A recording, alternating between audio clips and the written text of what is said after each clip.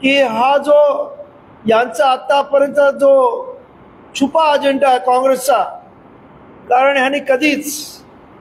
आरक्षणाबद्दल यांनी कधीच म्हणजे योग्य पद्धतीने या आरक्षणाचा उपयोग केला नाही, किंवा आपल्याला माहीत असेल की बजेटमध्ये ज्या तरतुदी असतात त्या तरतुदीचा उपयोग केला नाही, आणि त्यामुळंच आज ही पत्रकार परिषद देऊन आम्ही काँग्रेसचा चेहरा उघडा पाडण्याचं काम करत आहोत। तेव्हा या काँग्रेसवाल्यांनी उगाचच SC ST आणि OBCचे कैवारी असल्याचा खोटा दिखावा करून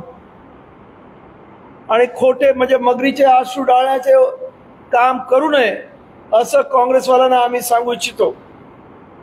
तेव्हा या देशातल्या तमाम SC ST आणि OBCच्या